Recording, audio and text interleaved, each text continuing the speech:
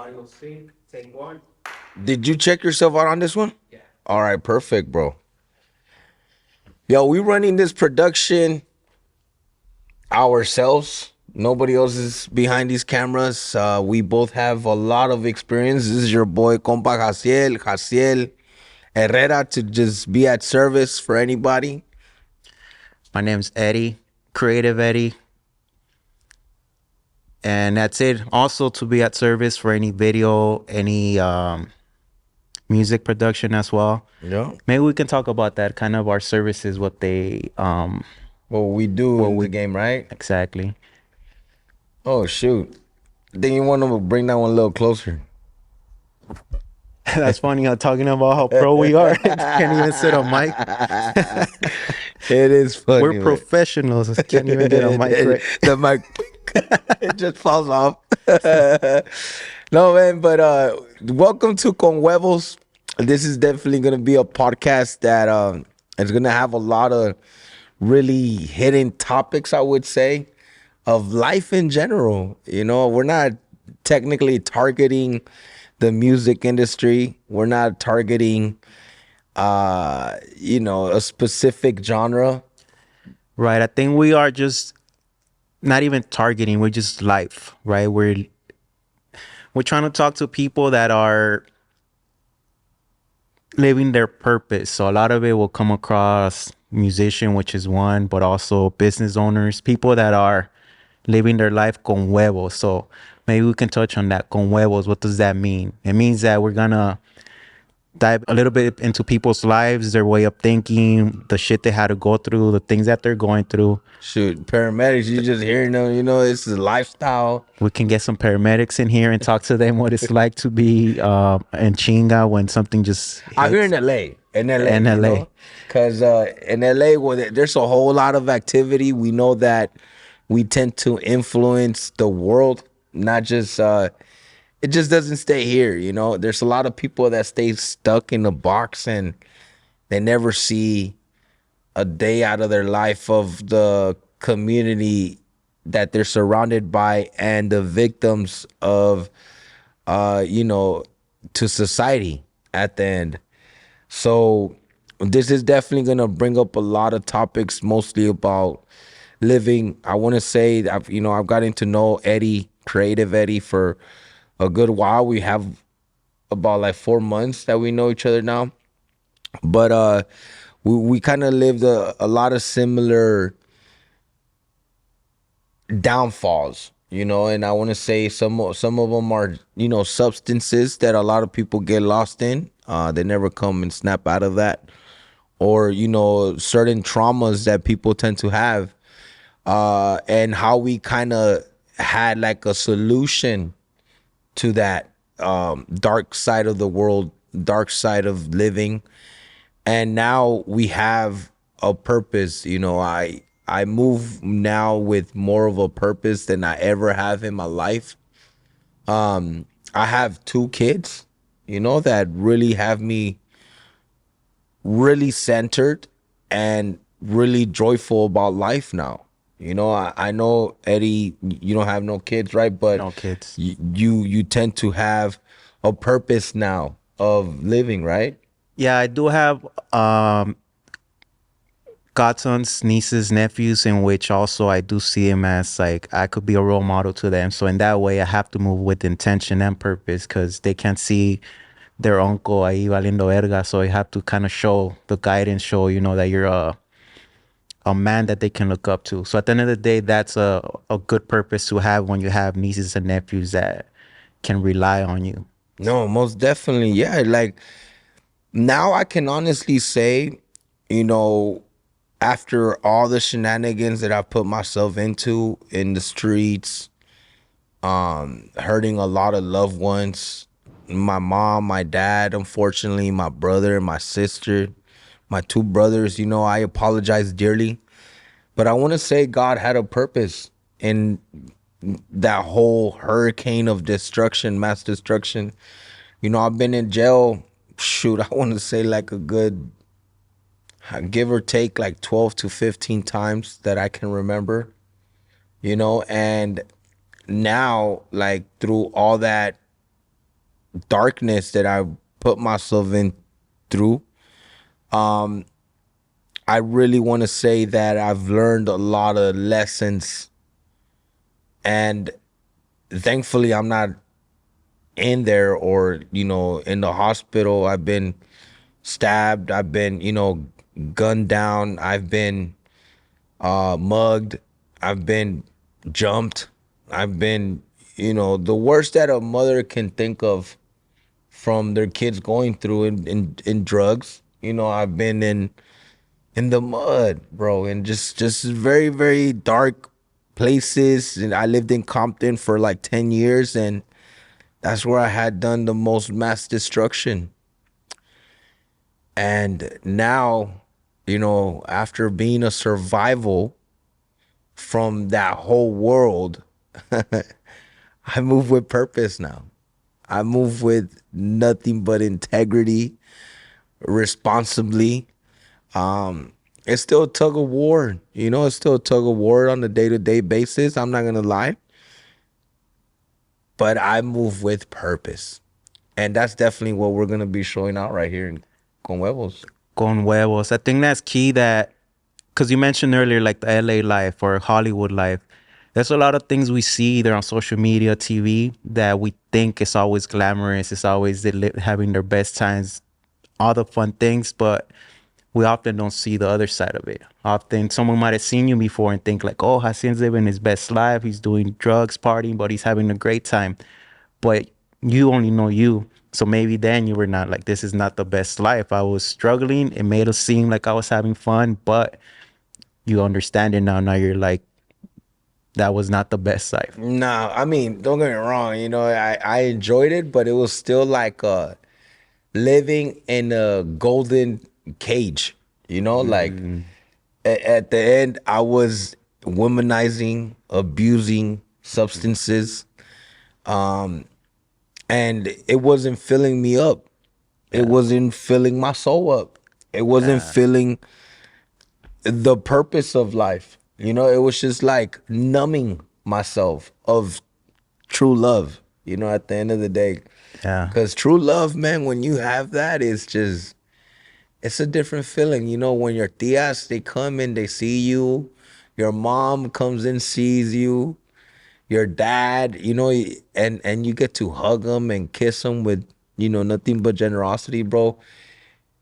It's a different type of love. And when you're doing those type of things, it's like you're trying to find love, but that's not love. You're not loving yourself at the end. You're only lying to yourself. You're looking for it in the exterior versus looking in. So a lot of times that's why people chase things that are not fulfilling them, because they're looking outward versus what's gonna fill you inward. Or Your yeah, soul. just fitting in, because I also did my damage, bro. I went hunting. You know what I mean? Like I went out there gooning. Anybody that looked bad at me, it was good luck to them. Would you say that was when you were on substances? More than likely, that was mainly the main reason. Yeah, bro. I mean, that's when I found myself like feeling like I was that badass, that guy not to mess with, that. And now that I look at it, I'm like, God, man, I'm just a knucklehead. I was just a knucklehead of just trying to fit in, Isn't that crazy when you look back and you cringe at things that at that point in time you thought you were it or you felt a certain way? Because sometimes that happens to me when I look back when I thought I was a shit, but then as of the way I think now, I'm like, what the fuck was I doing or thinking? But it's just a process. Sometimes you just gotta pass through that to like, no, okay, it was not it. But you learn some things along the way. Rather than being stuck, you imagine being stuck there at this point in time, still be stuck in that routine. Because people don't come out of that, to be honest. That's a lot of people are, look at Skid Row, a lot of reasons people are there because they never snapped out of it or saw a different way out of it.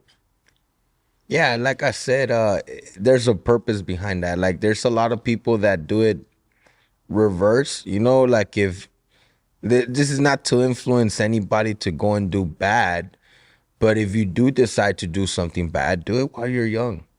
You know, Get it out of your system.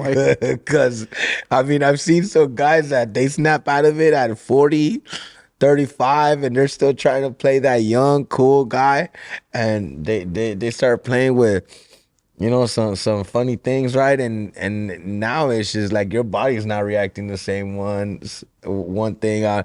You got a family to take care of. That, Yeah. that will literally suck you up dry financially, spiritually, and there's people that are dependent on you. Yeah. I mean, that's why I said, like, I feel like God put me through all those situations now because I look at things way differently. Like my number one priority is my family.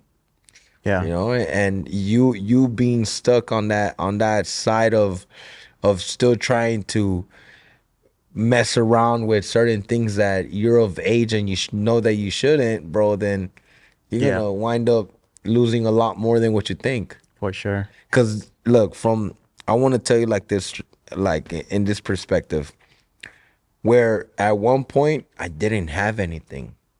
I didn't have nothing to lose. I was just, here and there. And from the moment that I found purpose in my life, from there on, everything was a gain. So I'm already winning, Yeah. So all these things that I've been winning, why would I lose it and go back to nothing if I already went through all those things? It's already like logically knowing with a lot of common sense, and now you have a lot to lose. I don't think people should do it the opposite where they have a lot and they just want to lose everything, like why? Sadly, though, there is a lot of situations like that when people, for instance, there's people that, let's say, they gain everything without becoming a man first. So they reach the level of having everything, but they're not strong internally. They didn't go through much, and then that's when they lose it all because they get beat down and they don't understand it. They get just like they're not strong enough to maintain the gains. Does that make sense? Yeah. So I think that's a slippery slope. So I think it's better to kind of be broken down and build yourself internally, become a man. Then you get all the gains, and it's hard for you to lose that now because you know what it's like to not have anything and to been through all that. Yeah. Because yeah, you always see these stories of millionaires or kids millionaires that they reach the top and then boom, they fall off, and then you wonder what happened to them. A lot of times is that they didn't know any better as far as like what it's like to be a man, what it's like to have that backbone. So yeah, I think finding the purpose and now understanding it, it's the best way. Because another analogy I like to say is like a skyscraper, right? A skyscraper, in order for it to go that high, it has to go down first. So you first have to go way, way, way, way down, and then you start to build from that. Yeah, you Once get rooted. It's like a tree. like Yeah. a tree, so it's hard to get knocked down once you're already deep rooted. So I think that's the path, at least that I see in you, or that we're in right now. That it's hard to get knocked down once you already been No, knocked yeah. out. With the little bit of time that I've known you, Eddie, I just want to tell you that I'm really proud of you. Personally, Thank you. like sincerely, that you've also had battles of. You want to go ahead and talk about that just a little? Yeah, I battled alcohol for a while. That's the easiest substance that Americans they could drown themselves in, right? Because it's Easy. acceptable. It's allowed. It's normalized. It's almost like if you're not drinking, then what are you doing? You Yeah. almost get clowned for not drinking, Yeah. So Not anymore. Like when I say I don't drink, they're like, "Really? Why?" Like almost upset. I'm like, "Cause I don't want to." And then they just look at me like, "Oh, okay. That all Yeah. right." Like, like they accept yeah. the fact that I don't drink, you Yeah, know? yeah, you gotta. But some people, like when they know that you don't drink and they try to push you to drink, bro, it's just Because then there's that saying, misery loves company. So a lot of times people that kind of want you to drink, they kind of want you to join their, not can say misery, but there is something, no reason why they want to pull you back. And that's a test as well. So yeah, as long as you're firm about it, I don't drink, just say no once. Yeah. Because that también, for a while, I speak Spanglish a lot here, but No, y eso se va a tratar, por eso se llama con huevos, güey. we should have been in Spanish from the No, get-go, huh? hey, lo diéramos, no, bueno, With eggs. también sabemos mucho en español, pero estamos bien pochos, ¿no? That's for Y sure. luego me salen los sinaloenses a mí, pero sinaloense pocho. So you're saying though about the alcohol part? Yeah, so those were because for instance, I do a lot of events. So that's when I used to always relapse. I'll go to, let's say I shoot a wedding or a quince. And that's like their nice way to like be kind to me. Like, hey, take a Un shot. Un convivio, convivio, Yeah. exactly. And I didn't want to say no because they were, offering. It was like an offering, a peace offering. So I was like, all right, take a shot. All right, I drink this beer. And every weekend I relapsed because then the next day I'll be like, I already drank yesterday. Let's go get a case. Let's go drink. So it was kind of hard. It even does when, become a loophole, bro. Yeah. It just gives you like, oh, I already got messed up yesterday. Oh, I'll accept it for today too. Let's drink Yeah. another one. Exactly. Yeah. And what they say, a cruda was the best way to cure a cruda. Drink more. Yeah. Yeah. So yeah. Damn, those were nasty days, dog. Yeah. So yeah, that was the battle that I faced. Was mostly, and here's the thing that I think there's some misconception. People, when I say I quit drinking, or when you hear someone say they quit drinking, you almost assume that it was all because they got lost in the party scene. For me, it was a little bit different. I drank more just to numb myself from situations that I was going through. So I drank Yeah, like makes out of sense. parties or like by myself sometimes, or with like compas, but it was not like because I was always partying. So to me, it was more of a like I was just trying to like an escape. I was trying to numb situations, and that's the only way I knew how. Now looking back at it, I'm like, there was the gym, there was running, there was things, a lot of things I could have done, but the easy thing is go to the store. In 10 minutes, you're drinking, you feel good. So that was my downfall. No, see, and I think for some reason this popped up in my head as you're telling me that whole downfall of your end, like from drinking and relapsing and saying you weren't gonna do it and you still find yourself doing it after a party. You go and this is what you live off of. So where you live off of, there's a lot of people abusing substances, and it's all an ego trip. It's all an ego trip because like those people that are a bit insecure of themselves, they kind of need something to kind of enhance their real selves of how they feel about certain things, right? And some people do numb themselves on drinking, but this is the purpose of this podcast, I would say, and that just kind of clicked. We can't have no people that have a big fat ego in here. Because con huevos means like, you're gonna do it tough, con ganas, with your whole full strength. Yeah. Animo, like with a purpose at the end. Yeah, and in order to do that, you have to have your ego in a way shattered in order to be more of a going what's the other word? Self-esteem. Because there's a difference, ego and self-esteem. So you gotta break your ego to do it with purpose with self-esteem. Yeah. So a lot of it that was Yes, bro. And this is what this podcast is gonna be about. Yeah. Like I don't. That's why we talked about this, and we don't want to bring too many artists here, unless we see an artist with a purpose.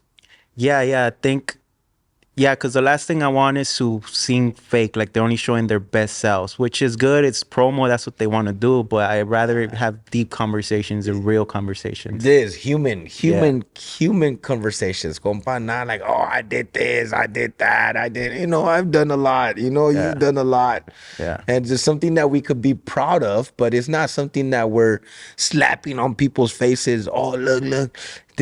I know this fool. I know this is my homie. Like, oh yeah, I know him really good. Nah, get that out of here, compa. Right, yeah. Like straight up. I'm just throwing that out there just so people can hear us out. Like, this is not an ego trip podcast. Not who has made this much money. No. Genuine conversations with other human beings, bro. We're all right here stepping on the same ground. I don't think we want to devaluate anybody else's purpose in life, because you matter just as much as how much we matter. Yeah, and that's 100%.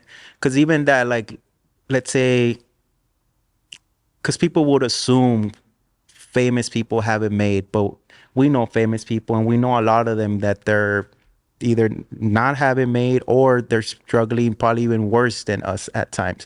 So that's the thing where I feel there. I am gonna throw a lot of people under the fucking bus, though. I'm gonna tell you this straight up. There's a lot of people out there that they still owe me money, bro. But you get what I'm saying? A lot of it Hey, is. hey, mira, ¿a quién se le hizo así? I know, and they're big names too, bro. That's the sad part. Que se la tiran de acá. Yo soy gente de. Shut up, bro. Ain't nobody care about that.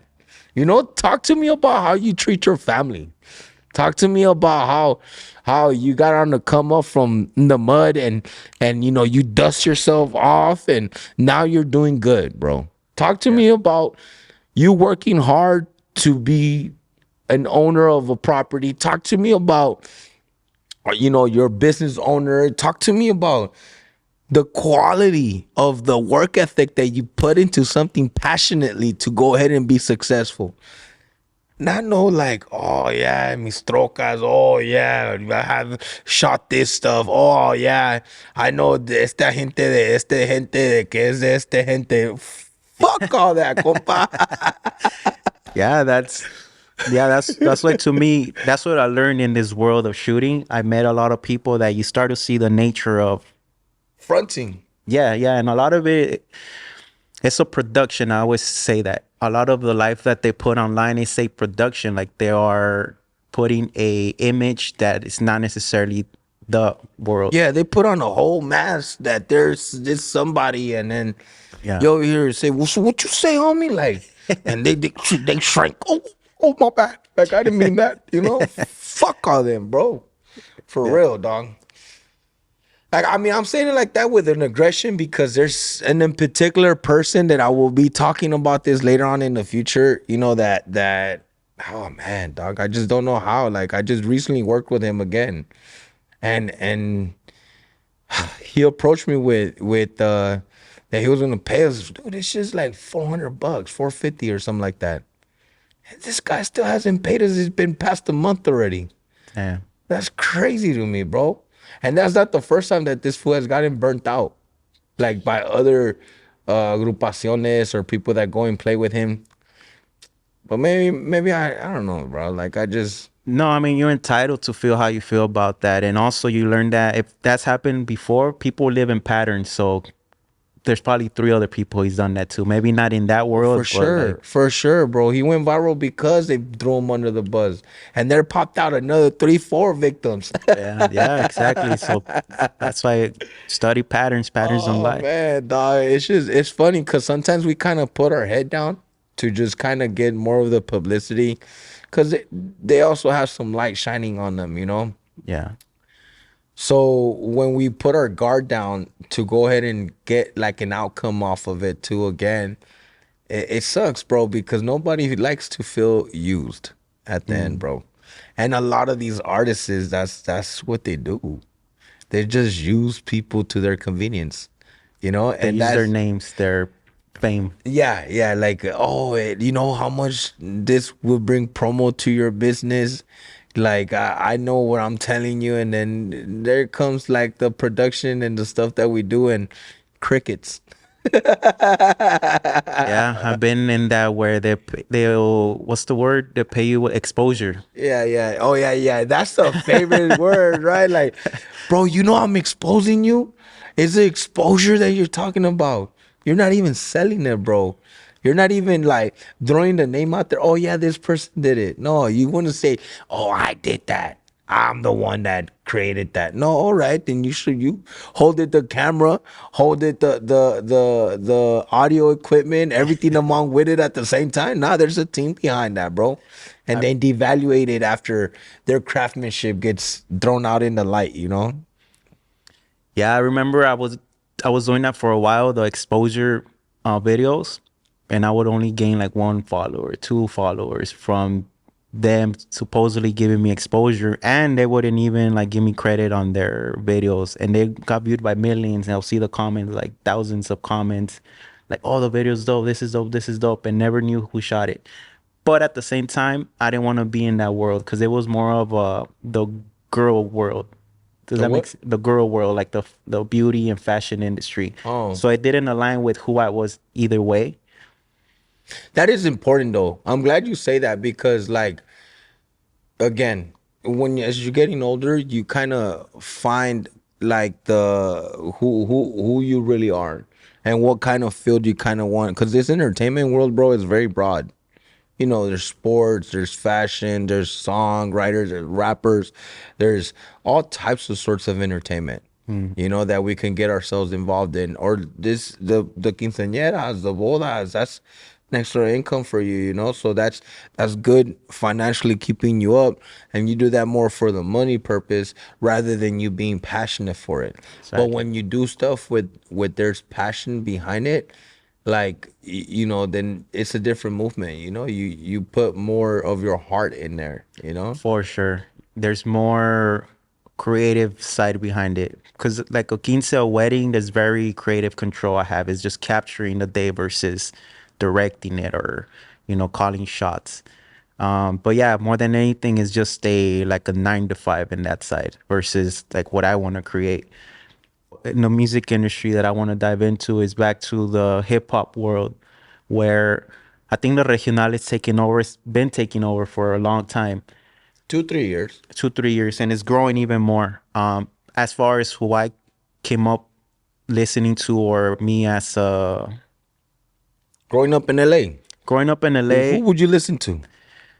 I'm old school, so I was the whole Eminem, the whole Kendrick, J. Cole, all those artists that are deep thinkers. I'm always been into stuff Yeah, like I that. see. I seen the way you rap, and you're very like you like to rap with inspirational, intellectual way of rapping. You know, so I kind of figured it'll be Kendrick, it'll be J. Cole, Eminem. You know, I was a listener of all three of those. Not J. Cole as much. He has more of that East Coast kind of sound. Also does Eminem. He's Detroit, but I think he was more commercialized, right? Yeah, I guess since he was with Dr. Dre has the West Coast sound, so it kind of crossed that world. So It that's did. right. You're absolutely right about that. That's what it had. And for me, it was Lil Wayne, bro. Lil Wayne, yeah. Lil Wayne was fat. Like I'm talking about the Carter 3. I went to sleep throughout all of middle school listening to that Yeah. before I go to sleep. You know, like I would just listen to and sing the lyrics, bro. It's the lyrics that make you think. I like listening Yeah. to lyrics that make you, yeah, think differently or see the different perspectives. So that's my style of storytelling and having like delivering a message or a meaning behind a concept. So that's where I feel it's not a. I think I mentioned not Mexican, not a lot of big Mexican rappers. I don't can't think of any that are not like considered Chicano, like well, Little Raw, that, but like Or they think they're black, you know? who though? There's a lot of Oh, black the Mexican. OT, Mexican OT. Yeah, Yeah. like it's a whole ass different sound. Mm. Like, you know who I really, really fuck with, bro, heavy? Because they're not pretending to be like nobody else. Coyote. Coyote. I don't think I'm aware of. Oh, They're man. recent or they're just been around for a while. Yeah, they're popping off right now, but they're Mexican. Like LA, you're gonna love them, bro. Smart approachers as well, bro. They throw raza in there. They throw like they have this song where Mario Lopez comes out in and a couple who's that one comedian that just passed away? Passed away. Yeah, he's a Mexican guy, chunky guy too. Oh, I know who you mean. I forgot his name, but I know exactly. Como he looks almost Asian. Yeah. It's they're smart guys, bro. So And I think they come from Hawthorne. By the way, that's where I went to high school. You know, okay, everybody knew me as Brian. That's my first name, Brian. Brian Jaziel Herrera. Okay. But now, like I love the way that kind of flipped is because when I used to be single, you know. Instead of Brian, it was a very common name. So when I used to go ahead and rizzle up a shawty, I'd be like, hey, what's your name? Jaziel. And then so they'd be like, wait, what? How do you say your name? As soon as I get that, how you say your name? Boom, I knew they were intrigued, you know? Yeah. And then That was an opener. yeah, I was all like, all right, this was mine. Okay, okay. Yeah, but Jaziel is the one that stuck. Now everybody knows me as Compa Jaziel. And I'm here, you know, just loud and clear. How did you get into video? Long story short, bro, I worked in the alleys. You know, I come from the city of Lenox, which is Paisa town. Then we moved to Norwalk, which was like more of a mid class. And I really admire there. Hopefully one day I'll get to buy my house in Norwalk because the neighbors are really friendly. More like white Latinos, you know, like mid class. And then here you guys hear the sirens, right? That sounds like the cops right there. So you know we're in LA. And from there I got to live in Compton. In Compton, that's where Compton, Linwood area. That's where I lost myself, bro. I got lost into different types of substances, you know, and I was slanging them. I was abusing them. And Do you remember the first person that offered you? oh yeah. Do Yeah. you resent him or it was you Nah, take that guy is accountability? still like up and down. Sometimes he leaves it, sometimes he doesn't, you know, not very unstable. But no, dude, at that time I was in the party scene and I was just throwing parties back in the days. I was one of the first persons that called the parties flyers privadas, just because I knew that kind of let people feel like they were going to something important. So I was the mad genius marketer that I was, you know, like as far as in calling certain things, certain stuff, because of the simple fact of people trying to feel important or part of, you know, I'm going to this private party. Nigga, you Yeah. pay just like everybody else. But anyway, so then, yeah, I mean, I've had like about 20, 25 jobs, bro. And I've never been the type where I could stay in one. Because I mean, as soon as I see an ego involvement of like, you know, you telling a person where people have to just learn how to play the role. If they're the ones that managing it, they have to stay there as a manager, but you know, kindly, like not like you could be assertive, you could be straight up, but yeah, once people start telling you, hey, go do this, just because of a power trip, I'll be like, man, fuck you. You go do that shit. Straight up, bro. And so I blinded myself. Like I got like after slanging, you know, dope in LA, like I wanted to do good because my integrity was feeling bad, bro, from just seeing these white folks that I was serving up, you know, like I seen the destruction that came with, you know. Oh, I see. And so like I guess the integrity in me, I wanted to leave all that, so I started selling candy on the metro station. From selling candy on the metro station, there's a guy that I seen very well dressed, and I was like, hey, what do you do? Like I was always curious just to kind of see what I could get myself involved in. Before that, I was working at a dealership, but you know that goes along with the 20, 25 jobs that I've had. And so when I asked him, I was like, yeah, what do you do? He's like, oh, you need a job? And I was like, yeah, obviously I was pretty well dressed. Never been, you know, all bummy, but still selling candy on the metro station. I'll run into like friends at times and they'll take out and they'll try to empty their pocket just to give me like $5, $10. I'm like, hey, nah. I'm working. Probably I was making more money than they did, but since I was doing something that most people won't, they kind of seen it like I needed help. You understand that? Because I was still coming up with $200-$300 a day, bro, straight up, and that's like $25, $30, $40 the hour that I was making at times, you know. And I was just through sour punches. I always been a very good hustler, fool. I was that kid selling chips in school. I've always, you know, sold candy, guayabas when I was little. I know I told you that back in the days, right? Like, I'll cut the guayabas from my grandparents' trees and I'll go sell them around the block. You know, the firm ones will be more, even though they're smaller, they'll be they'll cost a lot more than the ones that were kind of big and kind of squishy already, you know, because my common sense would be like, no, this one is a lot more firm. I was a hustler, bro.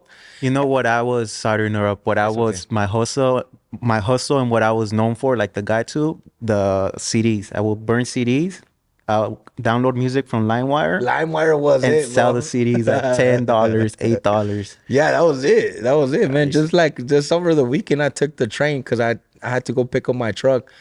I took my kids so they could become aware of taking the train and the bus and stuff like that, right? A lot of people look down upon that, but I'm just bringing awareness to my kids' eyes, you know, from the people that are right there, just so they could become aware, you know, Yeah, yeah. not ignorant to it. We seen some people that were selling DVDs, bro, and I had taken a video off of it. I haven't seen people do that in years, bro. Oh yeah, I think the pirateria, like the DVDs you're saying, like the Yeah. that I was shocked. I'm like, damn, is this fool even making money? yeah, it's because people don't even Netflix, you got yeah, Hulu, yeah, they're streaming it now, bro. because even going to the theater is But you not know big. what? It was in South Central. So maybe there's still some people that have DVDs and stuff like that, you know? Like that's what I could think of. They don't have cable, Wi-Fi, all that good stuff too, you know? Yeah, because yeah, even out of stores like Best Buy and stuff like that, they don't sell any DVDs anymore No. or CDs, nothing like None that. of that. But yeah, like I was telling you though, back to the topic off of me working on the train, came across this person, and then from that person, he asked me like, "Oh, we'll just come here next week, tomorrow," and I went over there and there was some Armenians. Shout out to David, from Bachelor's Wear, Bachelor's Formal Wear. That's what it's called. It's right there in Los Callejones, famous Callejones. And I started working there, bro. Again, quinceañeras, bodas, uh, business people, like that's who I was selling the suits to, trajes, you know. And I started working there. I worked there for like 2-3 years. I was getting paid commission just with the commission itself, bro. I was making $500-800. Well, it's a hustle. The more you sell, bro, the more you make money, you know. And then I switched to another store. In that store, they had more like flashy. It's a fashion district, bro. So the fashion district has a lot of flashy stuff. I got to sell to like Mike Epps. They're fashion designers. Not them necessarily, but Mike Epps, Kevin Hart, Beyonce. Beyonce, I got to sell like on a performance over, it was like 82 black suits Oh shit. that I dressed them up with. They asked me for the sizes. Boom, I got them all together. They just left. I was sending out internationally. The one I'd really like to bring up is Los Tigres del Norte. I got to sell to them iconic. They actually wore the jacket on the tribute to Johnny Cash when they went to Folsom, the prison, and performed in front of the cop. I mean, in front of the jailmates and with the women and the men. But those jackets that they had on in that documentary, I'm the one that sold it to them, bro. I got to nice. sell it to one of the members. Sick. The guy that has like the little white hair right here in Oh the front. yeah. He's the one that I sold it to. I don't know his name, bro. But I got to sell to like a lot of big names. I got to do a lot, bro. A lot of big names through there. And then that's where some Cholo Listo, his name was, his dad is the owner for Islas Marias. He was trying to get into the music mix because he seen that I was selling it to like a lot of different artists. Latino artists, grupos, agrupaciones. Like for Fuerza Regida, Omar Ruiz, and el de la guitarra, bro. I got to take the jackets to them for them to wear the jackets on stage, bro. Oh, okay. Yeah, so Omar Ruiz came over and I got to sell it to him directly. But yeah, it's just my name was really out there with the whole trajes. When I do something, bro, I do something with passion. Yeah. And sure enough, bro, the way I was diving in was just email, Instagram, boom, boom, boom, message. I already had experience through that because what I used to do was promoting. Like I used to grab a lot of girls' profiles on Facebook, and I used to utilize their pages to throw out the flyers on their thing, and would message the guys being pretending like it was a girl. Oh. So I was But always wait, like, wait, you used to hack their pages no, or no, you just had they, access? yeah, these Oh, females, okay, cause okay. I rizzle them up, dog. Okay. Yeah, and I used to send messages, and I had like the parties packed, 1,800 people in the backyard, coming out with a cool little hefty amount, 6,000, 8,000, 6, 7. It's like, yeah, and like that's where I got the experience from. So like me sending messages to these people, I would really find out like their circle first, and I'll like if they didn't message me back like a week or 2 weeks later, then I'll tag their people that they hang out with the most, and then that's how I would kind of I'll go fishing, reel them in, reeling them in, and from there, with that guy Listo, he wanted to start a label, and from that label, bro, he really wanted to start that, but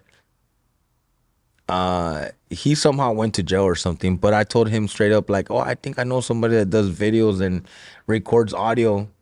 I didn't even know the whole get down, bro. But as soon as I linked up with Danny, I tried to message him like 2, 3 times, and the guy wasn't having it. He wasn't messaging me back until he finally did. Boom, dog, like that. Then when we first recorded like our first few grupos, the first grupo that hit our 100,000 was Los Chavalos de California, and then from there Bajo Perfil was our first million, which was Si Me Pen Un Paro, really well known in the industries of the songs already. But yeah, then from there, since I already had like all the connections to all the grupos, I told him, hey bro, let's go up north to San Francisco, Modesto area, Hayward, and all that, Sacramento. Dude, in one trip of like 3, 4 days, bro, we'll record like 12, 14 groups that I'll organize to recording. And now ever since then, bro, we have like 6, 7 years that we're in this together. And now we're traveling to Chicago, New York, Delaware, New Jersey. It's Dope. just all over the place, bro. Philadelphia, uh, Missouri, Michigan. Like we're recording groups from all over, bro. Washington, Texas. It's just a beautiful thing to put myself in there now, and now I'm collecting as well from the streaming side, the monetization side. That's dope. So everything's en vivo, so you put it on your channel and whatever it generates from the views of that channel, that's how you get your cut. Well, no, we don't collect from the channel anymore because it got monetized because of this whole controversy with the idolizing mafia people. It Oh, really? took down the ability to collect from there. But now it's just through the streaming, like Like the when people audio. listening to which we still get to monetize it from the streaming part on YouTube. So we're still collecting off that, but not YouTube itself, Got it. you know? Then I didn't know about the whole idolizing and stuff. Well, I mean, I Yeah, heard rumors here and there, but I didn't know it was they that took deep away a too. lot of people's money, bro. Everybody was Damn. going crazy, bro. Everybody, like back in 2022, when they took down the whole shutdown of the idolizing certain images, because they're images at the end of the day, right? YouTube got really involved. There's a lot of other streaming companies that got involved, and I feel like it's the government behind it, like where they didn't want that exposure and influence for the community at the end. Let's take a dark turn right here. Do you think the record labels, a lot of like their starting or a lot of behind the scenes is connected with like actual, I guess not mafia, but what's it called? Like the Mexican cartels? I mean, let me think about this That one's topic to dark. even talk about, right? But no, yes, of course, bro. Like, when there's a group that gets funded by certain and powerful people, then the song has a lot more potential, right? Now, in days, there is some people out there that I can strongly believe that they're getting funded by these organizations. You know, and it's because whether one, that's how they clean up their money, or two, it's also because, you know, and this is all in the books already. You know, we gotta look at Angel del Villar. You know, That's I didn't want to throw names out there, but I always wondered a lot of these labels, they are funded somehow, yeah, like you said, to wash the money, but also what's keeping, because peyote, you heard of that? I think it's the right word, peyote, where certain artists make it because they're being paid to make it. Like Yeah, there could be like really real talented artists that will never make it just because they don't have the money to get them there. yeah, there's a lot of people out there that are getting funded, right, from these organizations, and that money is power, bro. It's just all an image where people want to get their face looked up to, you know, or Yeah. working for something powerful. It's all a Yeah. power trip, bro. It's Yeah. all a power trip, you know, at the end of the day.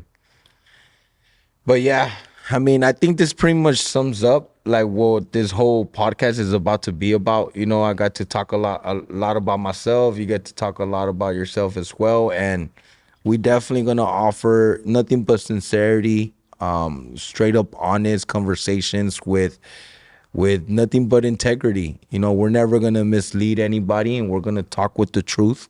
So I know that gets a lot of people scared, right? Because they don't like the truth at times, or they like to look at other people like they're stupid when they're not. You know, nobody likes to look like a fool.